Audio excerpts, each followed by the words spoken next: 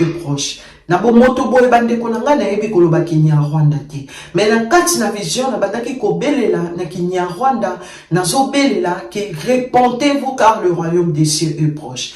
Ndenge na bandaki ko belela na zo baluka o ezali mboka mobimba e mbala moko na koma ki komona mboka mobimbe komi makila, mboka mobimbe komi makila place ya kotia lokolo na kati na vision ezalaki te.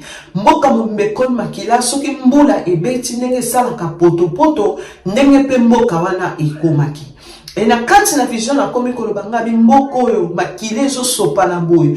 Mboka oyo na komaki kokamwa na kati na vision. Mbala moko na moni na musika Paul Kagame, président na bango, azolo babi mindele bakosi biso. Ne yango toko boma bango, mindele bakosi biso. Mbala moko na moni epe nzoto na ye, akomaki ko senye. Makile zo bima epe na nzoto, azo senye. Et na kati na vision na bandaki ko comprendre te, azo senye, pona nini azo senye. Mbala moko na moni mindele, ebele, bakangi mindele, barwande bakangi mindele, ebele batete, babomi mindele, e batete mindele na kati ya bachase.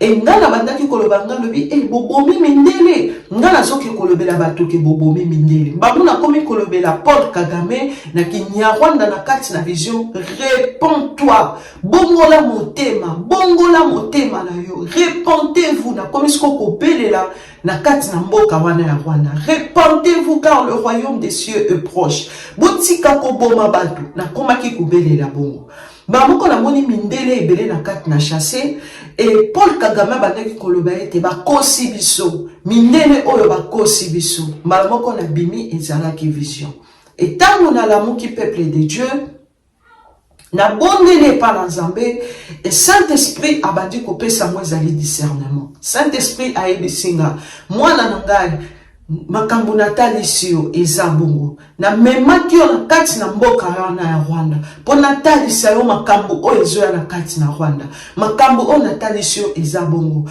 makile kosopa na makasi na kati na mboka Rwanda batu bakolela makelele kozala partout na kati na Rwanda makile kosopa na makasi na kati na Rwanda na kati ya famille ya Kagame makile kosopana e yepe akolela makambo o natalisio mindele o baza sima na bango bakokabwana Rwanda bakokabwana na mindele ngai Nzambe na kotisi bokabwani entre bango na mindele batu nyonso baza sima na bango o bazo soutenir bango na kotisi bokabwani entre bango nde makambo o na yebi kotaliso memo ezali message kende ko passer o ezali message peuple de Dieu na telemi tangu na silisi ko bondela yango na eko passer o ezali message na yebi munoko mususu to na ko passer nango message e munoko oyo kaka ya lingala te na ko passer nango o ezali message e mutu nyonso o akoyoka o ezali message o ezali na Rwanda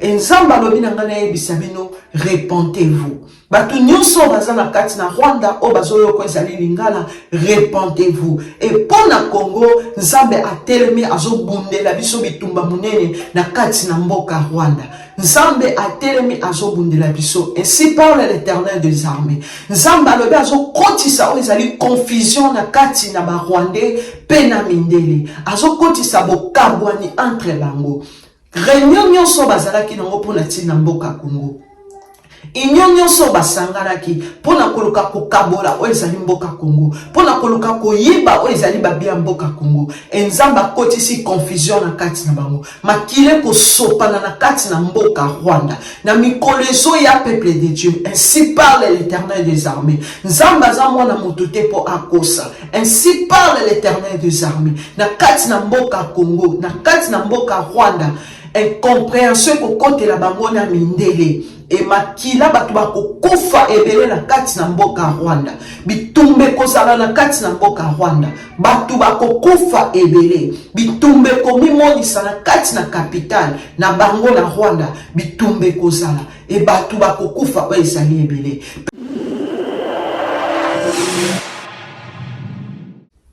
Shalom peuple de Dieu, shalom libota na Nzambe na pesi bino mbote na kombo na Yesu.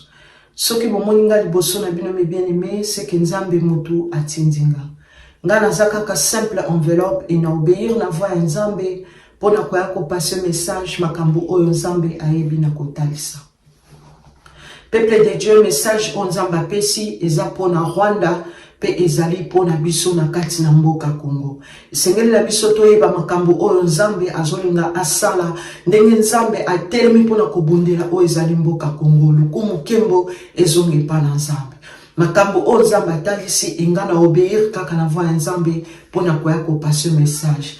Mais avant na passer message na kolakisa oyo ezali matiti oyo nalakaki na peuple de Dieu na koya kolakisa matiti yango ezabo.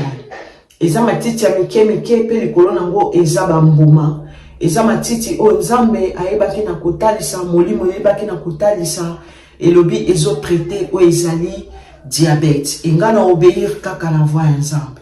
Ndene kotalisa matiti yango ezabo. Ezabo likolo nango eza bambuma mike mike, eza matiti ya mike mike. Na mona ki pe na commentaire, mama na biso moko akomaki ke eza pe na bandundu. Oui, eza pe na bandundu, eza pe na Angola. Nzambe azwa lokumu, mais awa na Europe nde na yebite bisika nini oyo ezali. Mais na mboka wana onatangi eza kuna matiti yango eza mike mike. Nzambe azwa lokumu pona nyonso o azosala. Et avant la passion ezali message, na kozwa makomi na nzambe na Psaume chapitre 68, verset 2. Bible zoloba na biso. Dieu s'élève, ses ennemis se dispersent, et ses adversaires fuyant devant sa face. Soki nzambe atelemi, banguna bapakataka. Pe bayini na ye, bakimaka na miso na ye.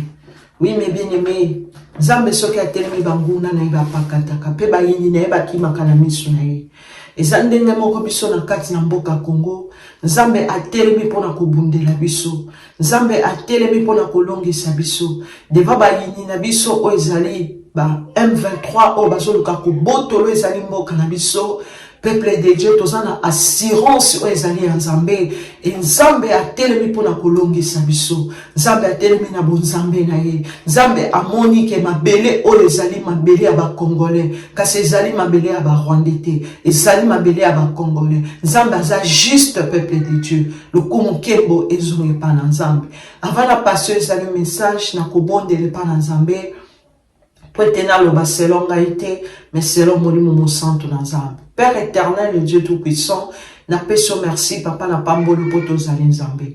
Tika etengana kita ya we yonde umata. Zwa contrôle accord ampe esprit nanga. Bomoto nange kita kasi bon nzambe na onde se manifester. Yahweh, intelligence nanga tende mteloba. Sagesse nanga tende mteloba. Kasi bon nzambe na onde loba na kati nanga. L'esprit de vérité akafanda na kati nanga. Na loba ndenge o Yahweh ayebi na kotalisa. Saint-Esprit de Dieu soit contrôle accord ampe esprit nanga. Protection divine na nanga na foyer nanga pe na bato nyonso bazolanda ezali message o. Yahweh o nyonso ezali ayote ezala musika.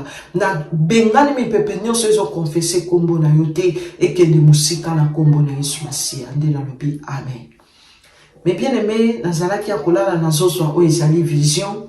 Et na kati na vision peuple de Dieu na se retrouver na kati na Rwanda et na bandaki kobelela repentez-vous car le royaume des cieux est proche. Ndenge nini na yebaki ke nazalaki na Rwanda e nzamba fungola kingo ezalaki mato ya molimo nazo yoka kinya Rwanda nyonso ndenge bazoloba. E na kati na vision na komi koloba nga lobi naza na kati na Rwanda. E molimo na nzambe e ko convaincre nga oui oza na Rwanda.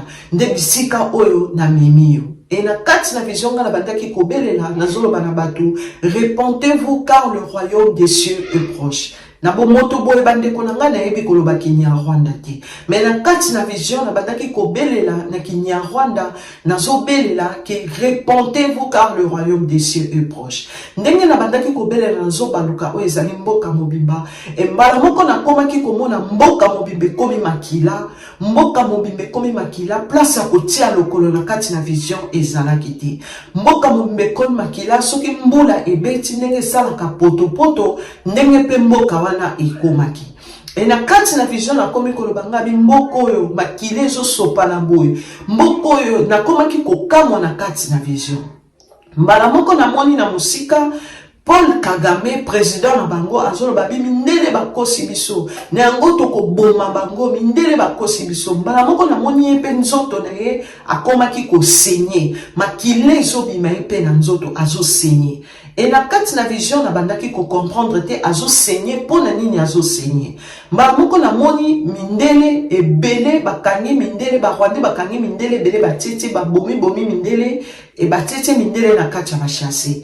E ngana bandaki kolobanga lobi, bobomi mindele. Ngana zoke kolobela batoke bobomi mindele. Mbamuna komi kolobela Paul Kagame, na Kinyarwanda na kati na vision, réponds-toi. Bongola motema na yo. Répentez-vous, na komi sko kobelela, na kati na mboka wana ya Rwanda. Répentez-vous car le royaume des cieux est proche.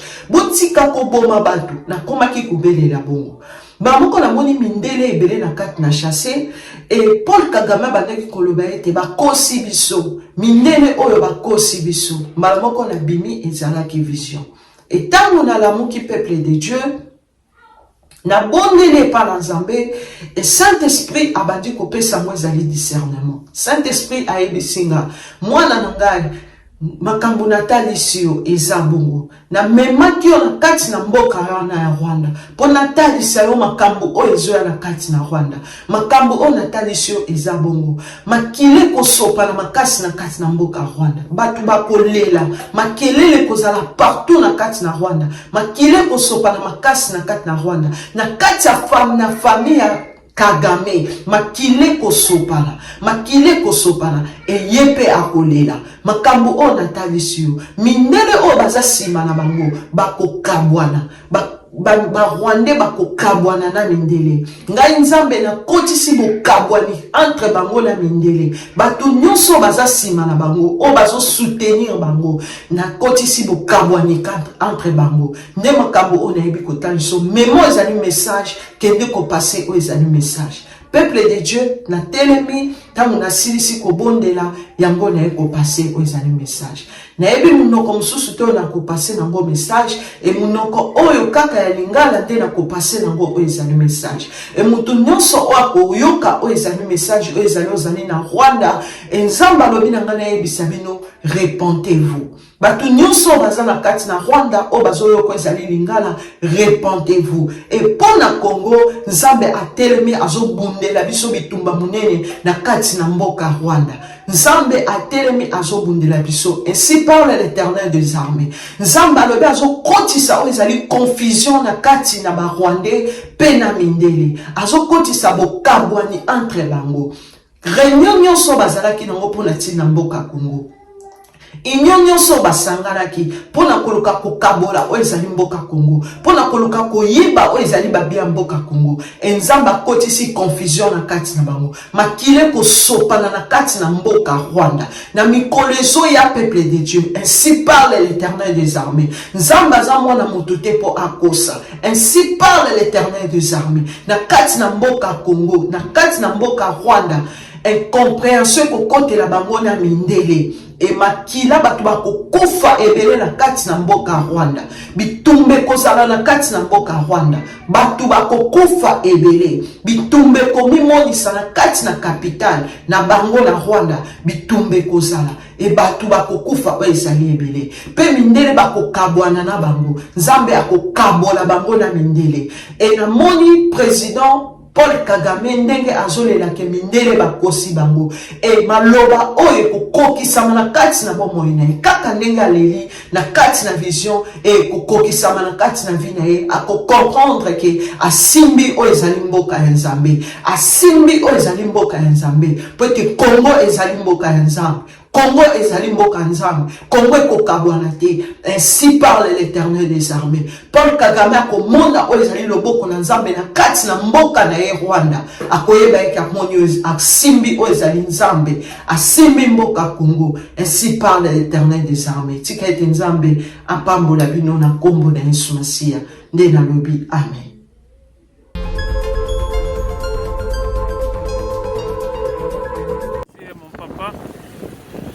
Vous constatez là-bas, c'est la guerre ici.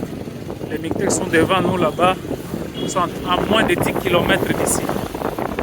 Dans la cité de Sake. Ils sont nous sommes dans l'urgence d'évacuer les enfants, de les déplacer vers cet axe ici, là où il y a la guerre.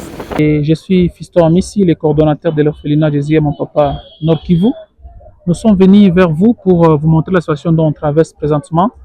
Nous voici devant notre structure, là où nous gardons les enfants. Nous avons ici plus de 45 enfants, filles et garçons. Et dans l'endroit où nous trouvons présentement, c'est du côté là où provient la guerre. Ils sont juste dans moins de 10 km ici, en train de foncer vers la ville de Goma. Et voilà pourquoi nous sommes venus vous demander une aide. Nous devons évacuer ces enfants ici vers un endroit plus sûr, parce que cet endroit ici est beaucoup plus dangereux. Pourquoi? Parce que c'est là où provient la guerre et c'est du côté où il y a trop de risques. Voilà pourquoi nous voulions avoir des moyens pour puisse déplacer ces enfants ici d'urgence dans un endroit beaucoup plus sûr en attendant que la situation puisse se calmer. Maintenant là, nous sommes dans l'impossibilité de le faire. Pourquoi? Parce que il faut aménager là où les enfants seront. Il faut le moyen de transport pour les transporter. Il faut aussi chercher comment avoir aussi de la nourriture là où ils vont rester. Ça, c'est la situation qui devient très très compliquée ici. Donc, comme vous le remarquez à côté, ici, juste à l'église, à côté de notre orphelinat, il y a déjà des déplacés de guerre qui sont là, ils manquent où aller. Mais nous ne pouvons pas attendre que la guerre puisse arriver jusqu'aux enfants et croiser les bras sans rien faire. Voilà pourquoi nous sommes venus vers vous pour demander l'aide. En tout cas, nous avons besoin d'assistance, d'urgence pour que nous puissions évacuer ces enfants ici vers un endroit beaucoup plus sûr. Comme la situation nous oblige, nous avons besoin vraiment de votre assistance. Merci et que Dieu vous bénisse.